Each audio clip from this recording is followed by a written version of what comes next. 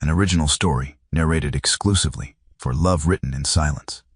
Anna Fairweather stands at the window of the great library at Ashmere Hall, her fingers resting on the cold glass as she watches two men cross the frost-covered courtyard below. One walks with the measured stride of duty, his shoulders squared beneath the weight of inheritance. The other moves more slowly, his gaze lifting toward her window before he turns away. She does not yet know that both have made choices that will alter the course of her life. She does not yet know that one has offered her a place in his world, while the other has begun quietly dismantling his own to make room for her. But she feels the shift in the air, the way the morning light catches differently on the frost, and she knows that something irrevocable is coming.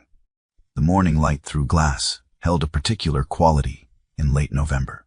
It was pale and cold, filtered through windows that had been cleaned the day before by hands other than her own. Anna stood in the greenhouse attached to the east wing of Ashmere Hall, her breath visible in the chill air.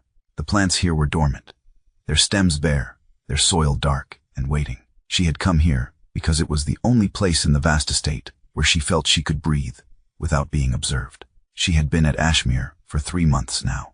3 months as companion to Lady Catherine Ashford, the Dowager Countess whose health had begun to fail after the death of her husband. Anna's role was simple in theory. She read aloud from novels and newspapers. She accompanied the elderly woman on slow walks through the gardens. She wrote letters at dictation and arranged flowers in the sitting room. She was paid a modest salary and given a small room on the 2nd floor, overlooking the kitchen courtyard. But simplicity had a way of unraveling in houses like this. Anna pressed her palm against the glass. It was cold enough to sting. She was 32 years old. She had been married once, briefly, to a man who died of fever before their first anniversary.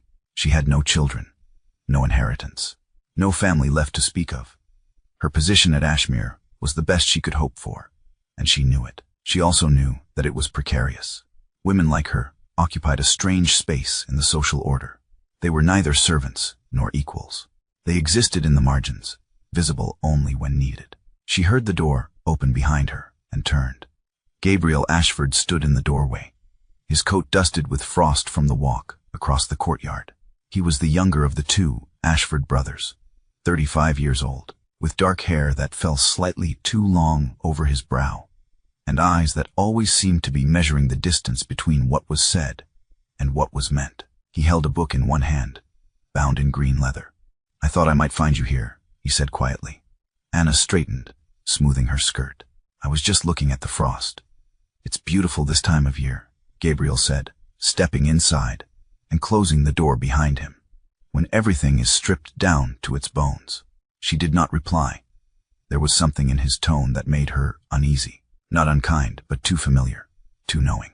He crossed the room slowly, his footsteps soft on the stone floor.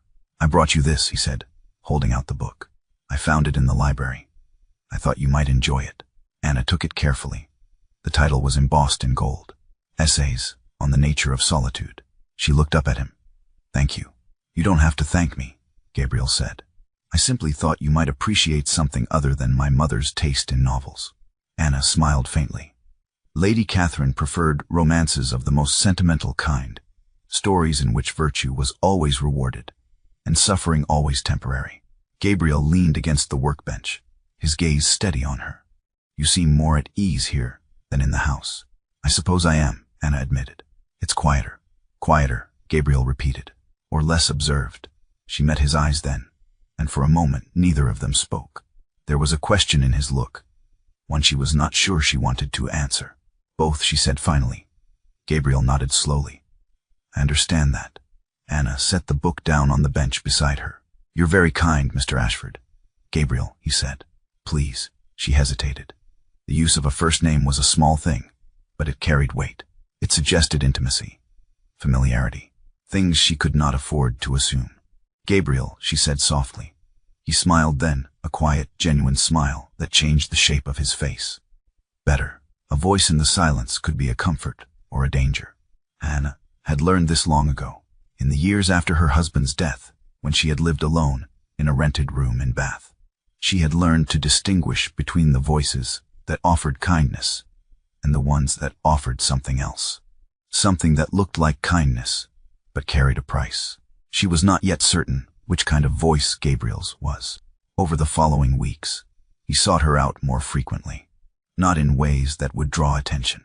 He did not call on her in her room or invite her to dine with the family. Instead, he appeared in the places where she was likely to be alone. The greenhouse, the library in the early morning, the small sitting room off the main hall where Lady Catherine sometimes took her afternoon rest. He brought her books.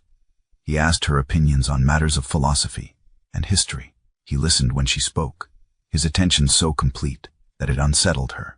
She was not used to being listened to. Not in that way. One afternoon, as she sat reading to Lady Catherine, Gabriel entered the room. His mother looked up with a smile. "Gabriel, darling, come sit with us." He crossed the room and took the chair beside the fire. "What are you reading?" "Mrs. Fairweather is reading to me from the tenant of Wildfell Hall," Lady Catherine said. "It's quite scandalous, really, but I find it fascinating." Gabriel glanced at Anna. "Do you?" Anna closed the book carefully, marking her place with a ribbon. "It's a story about a woman who chooses to leave her husband. I imagine that's what makes it scandalous." "And what do you think of her choice?" Gabriel asked. Anna met his gaze. "I think it took great courage." Lady Catherine laughed softly. "Courage or foolishness? The line between the two is often very thin," perhaps Anna said. "But I think courage is the willingness to pay the price for what you believe is right. Foolishness is simply not knowing the price." Gabriel leaned forward slightly. "And if the price is everything?" Anna's fingers tightened on the book. "Then you have to decide what everything is worth." Lady Catherine looked between them, her expression thoughtful. "You two speak as though you've lived more than one lifetime." Gabriel smiled, but his eyes remained on Anna. "Perhaps we have." Later, after Lady Catherine had fallen asleep in her chair, Anna stood to leave. Gabriel rose as well. "Mrs. Fairweather," he said quietly, "may I walk with you?" She hesitated. "Where?" "Nowhere in particular. Just away from here." Anna glanced at Lady Catherine, still sleeping peacefully by the fire. "I should stay. She'll sleep for another hour at least," Gabriel said. "You know she will." It was true. Lady Catherine's afternoon naps were as predictable as the chiming of the hall clock. Anna nodded slowly. "All right." They walked through the long corridor that led to the east wing, their footsteps echoing softly on the polished floor. Gabriel did not speak until they reached the greenhouse. "I come here when I need to think," he said, opening the door for her. Anna stepped inside. The air was cold but still. The light through the glass was softer now, diffused by clouds. "What do you think about?" she asked. Gabriel closed the door and stood beside her. "About what it means to be the second son. About what I owe and what I want. About whether those two things can ever be the same." Anna turned to face him. "And can they?" "No," Gabriel said simply. "They can't." She waited, sensing there was more. "My brother Edward will inherit everything," Gabriel continued. "The title, the estate, the responsibilities. I will inherit nothing. I am free in a way he will never be. And yet, Anna prompted. "And yet I feel the weight of it. All the same," Gabriel said, "because I see what it costs him, and I see what it costs the people around him." Anna understood then. She understood that Gabriel was speaking not just about his brother, but about her, about the precariousness of her position, about the fact that she existed in this house only by the grace of others. "You don't have to worry about me," she said quietly. Gabriel looked at her, his expression serious. "But I do." Two brothers, one gaze. It was Edward who noticed first. Edward Ashford was the elder by 3 years. He was taller than Gabriel, broader in the shoulders, with the kind of face that inspired confidence. He had inherited their father's sense of duty and their mother's warmth. He was a good man. Everyone said so. He was also a man who understood the rules of the world he lived in, and he followed them without question. He had been away for most of the autumn, managing estate business in London. When he returned to Ashmere in early December, he found his mother in better spirits than she had been in months. "It's Mrs. Fairweather," Lady Catherine said over dinner. "She's been such a comfort to me." Edward glanced at Anna, who sat at the far end of the table. She was dressed simply, in a dark blue gown that made her look older than she was. She ate quietly, speaking only when spoken to. "I'm glad to hear it," Edward said. "She's very intelligent." Lady Catherine continued. and so well read. You should hear the conversations she and Gabriel have. Edward's gaze shifted to his brother. Gabriel was looking at Anna, his expression unreadable. Is that so? Edward said. Gabriel met his brother's eyes. Mrs. Fairweather has a gift for seeing through pretense. It's refreshing. Edward nodded slowly. I'm sure it is. After dinner, Edward found Gabriel in the library. You're spending a great deal of time with Mrs. Fairweather, Edward said without preamble. Gabriel looked up from the book he was reading. She's good company. She's our mother's companion, Edward said. Not yours. Gabriel closed the book carefully. I'm aware of that. Edward crossed the room and stood by the fire. I'm not trying to interfere, Gabriel. I'm only concerned. About what? About the fact that she's in a vulnerable position, Edward said. And you. Gabriel's jaw tightened. What does that mean? It means you're charming, Edward said. And kind. And you don't always think about the consequences of your attention. Gabriel stood, his voice low. I'm not playing a game with her, Edward. Then what are you doing? Gabriel was silent for a long moment. I'm trying to see if there's a way to live in this world that doesn't require me to pretend. I don't feel what I feel. Edward stared at him. You can't be serious. Why not? Because she's a widow with no family and no fortune, Edward said. Because if you pursue her, people will assume you're taking advantage. And if you marry her, you'll be cut off from everything. I don't care about everything, Gabriel said. Edward's expression softened. Yes, you do. You just don't want to admit it. Gabriel turned away. You don't know what I want. Then tell me. Gabriel looked back at his brother, his eyes dark. I want to be with someone who sees me. Not my name, not my position, just me. Edward was quiet for a long time. And you think she does? I know she does, Gabriel said. Edward nodded slowly. Then you have a problem. Why? Because I think I'm beginning to see her too. The weight of protection was not always gentle. Anna felt it in the way Edward began to watch her. Not with suspicion, but with something closer to concern. He was careful never to be alone with her. He spoke to her with unfailing courtesy. But there was a distance in his manner that had not been there before. She understood what it meant. He was protecting her from his brother. Or perhaps he was protecting his brother from her. She was not sure which. One morning, as she was arranging flowers in the sitting room, Edward entered. Mrs. Fairweather, he said, may I speak with you? Anna set down the vase. Of course, Lord Ashford. Edward closed the door behind him. Please sit. She sat, her hands folded in her lap. Edward remained standing. I want to be direct with you, if I may. Please do. I've noticed that my brother has taken an interest in you, Edward said, and I believe the interest is mutual. Anna's cheeks flushed, but she did not look away. Your brother has been kind to me. I don't doubt that, Edward said.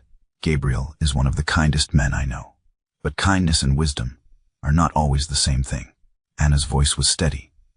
What are you asking me, Lord Ashford?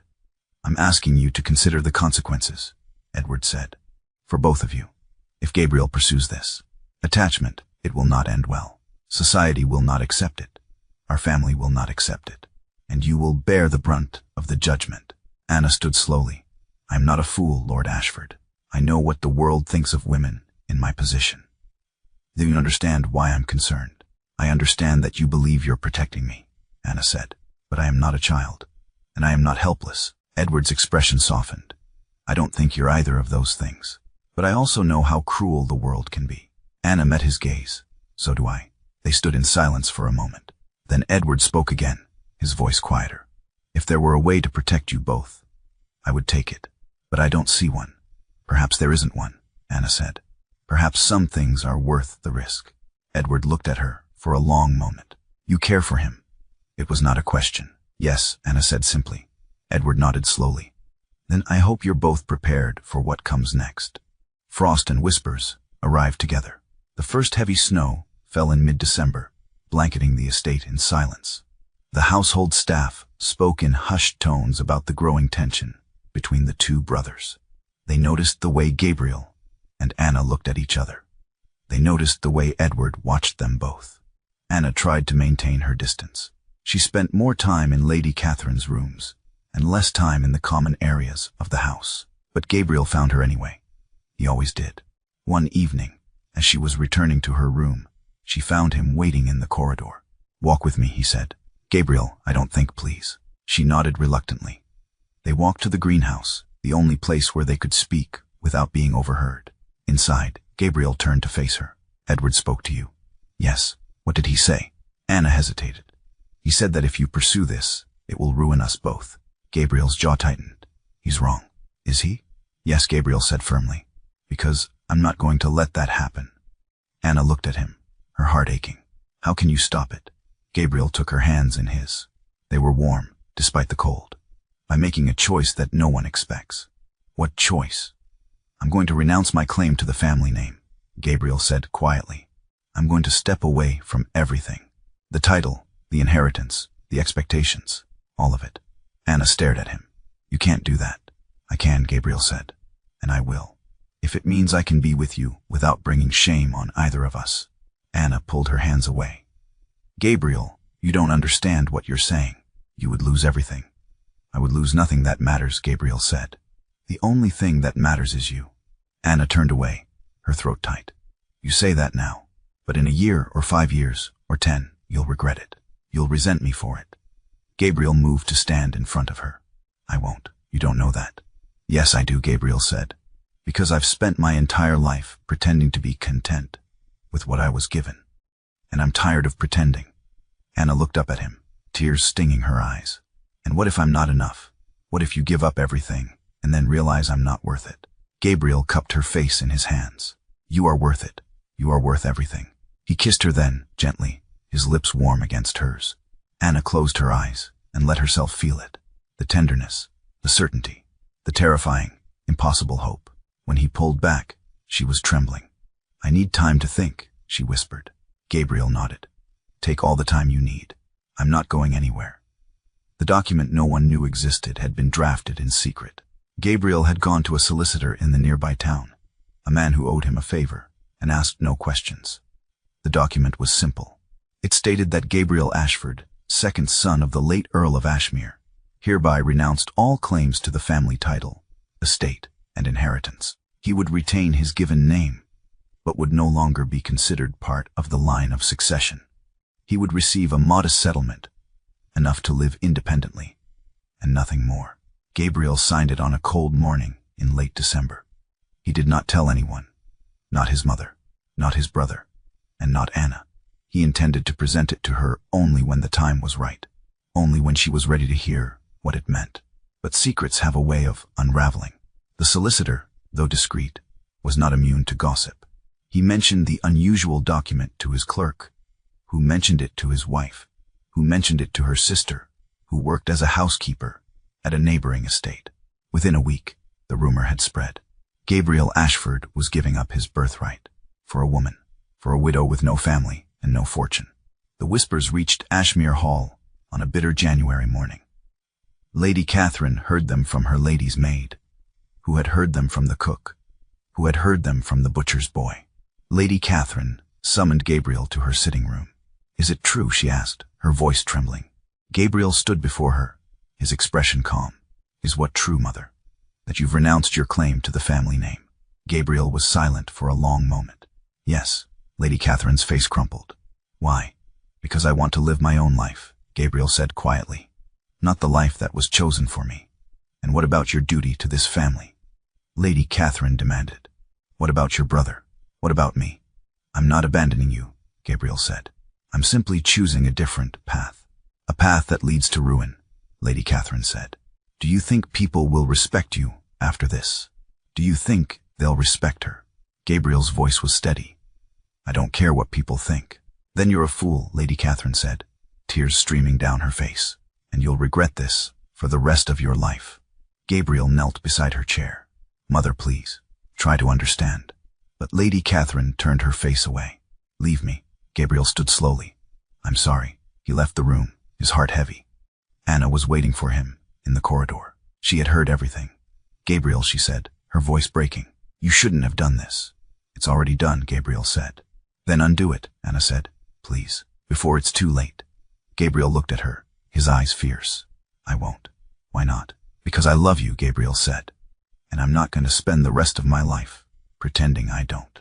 Anna covered her mouth with her hand, tears spilling over. You don't understand what you've sacrificed. Yes, I do, Gabriel said. And I'd do it again. Rumors in the great hall spread like frost across glass. By the time Edward returned from London, the entire household was buzzing with speculation. He found Gabriel in the library, staring out the window at the snow-covered grounds. Is it true? Edward asked. Gabriel did not turn around. Yes. Edward closed the door behind him. Why didn't you tell me? Because you would have tried to stop me. Edward crossed the room and stood beside his brother. You're right, I would have. And that's why I didn't tell you, Gabriel said. Edward was silent for a long moment. Do you have any idea what you've done? Yes. No, Edward said, his voice sharp. You don't. You've made yourself a laughingstock. You've humiliated our mother. And you've put Mrs. Fairweather in an impossible position. Gabriel turned to face him. I've given her a choice. That's more than anyone else has done. A choice, Edward repeated. What choice? To be with you and be shunned by society. To live in poverty and obscurity. If that's what she wants. Yes, Gabriel said. Edward stared at him.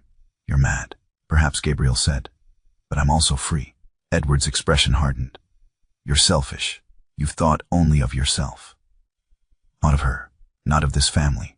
Only of what you want. Gabriel's voice was low and dangerous. Don't you dare tell me I haven't thought of her. Everything I've done has been for her. Then you should have asked her first, Edward said.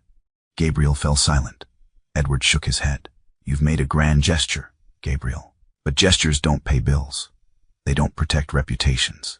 They don't keep people warm in winter. I know that, Gabriel said quietly. Then what are you going to do? Gabriel met his brother's eyes. I'm going to ask her to marry me. And if she says yes, I'm going to spend the rest of my life making sure she never regrets it. Edward looked at him for a long moment. And if she says no? Gabriel's voice was barely a whisper. Then I'll live with it. What duty demands is not always what the heart desires. Anna stood in her small room, staring at the letter in her hands. It was from Edward.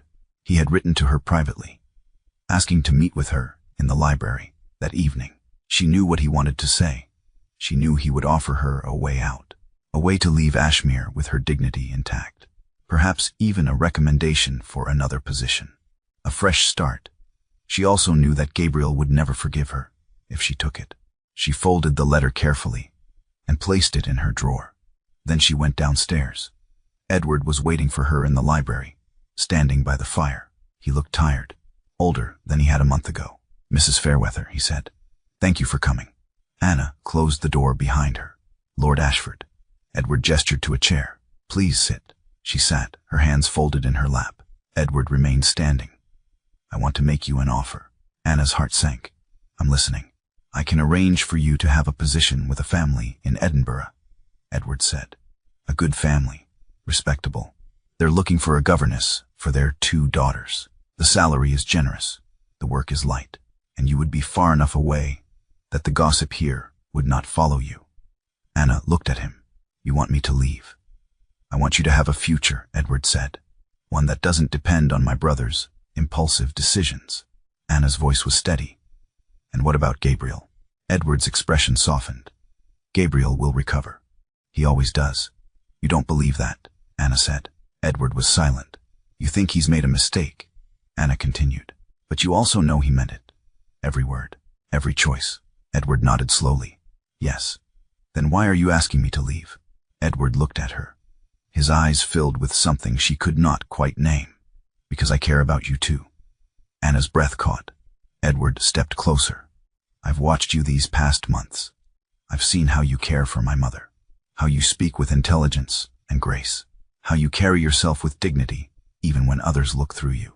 And I've come to admire you. More than I should. Anna stood slowly. Lord Ashford, Edward, he said quietly. Please. She shook her head. I can't. Why not? Because my heart belongs to your brother, Anna said simply. Edward looked at her for a long moment. Then he nodded. I know. They stood in silence, the fire crackling softly between them. I'm sorry, Anna said. Edward smiled faintly. Don't be.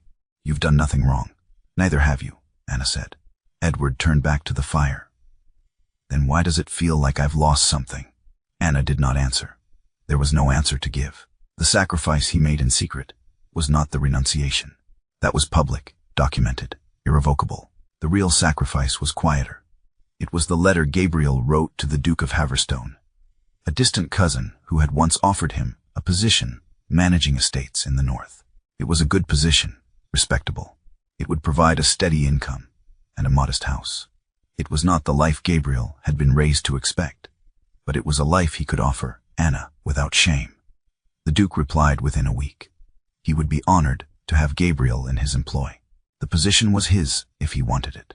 Gabriel folded the letter carefully and placed it in his desk. He would show it to Anna when the time was right, when she had made her choice.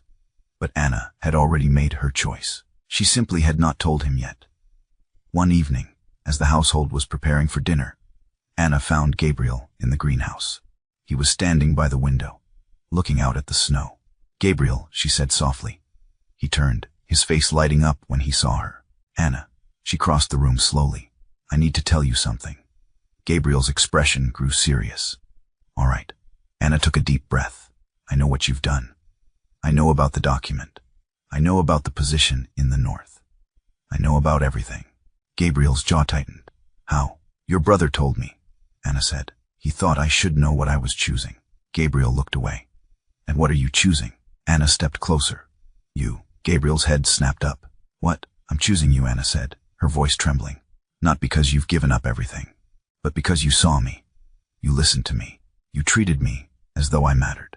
And that's something I've never had before." Gabriel's eyes filled with tears. "Anna, but I need you to understand something," Anna continued. "I'm not choosing you because I need to be saved. I'm choosing you because I want to. Because I love you. And because I believe we can build a life together that's worth living." Gabriel pulled her into his arms, holding her tightly. "I love you," he whispered. "I love you so much." Anna closed her eyes, feeling the warmth of him, the solidity. "Then let's go. Let's leave this place and start over." Gabriel pulled back, looking at her. "Are you sure?" "Yes," Anna said. "I'm sure." A choice before the court came sooner than either of them expected. Lady Catherine, though hurt and angry, was not a cruel woman. She summoned the entire household to the great hall 2 days later. It was an unusual request, one that set the servants whispering. Anna and Gabriel stood side by side at the front of the room. Edward stood beside his mother, his expression unreadable. Lady Catherine rose slowly from her chair.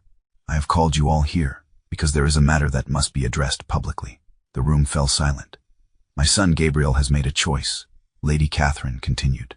"A choice that many of you have heard about, and many more have gossiped about.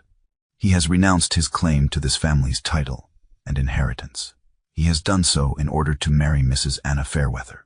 A murmur ran through the room. Lady Catherine raised her hand for silence. "I will not pretend that I approve of this choice. I do not. But I also will not stand in the way of it. Gabriel is a grown man. He has the right to live his own life. And Mrs. Fairweather is a woman of integrity and intelligence. If my son believes she is worth the sacrifice, then I will trust his judgment." Anna's eyes filled with tears.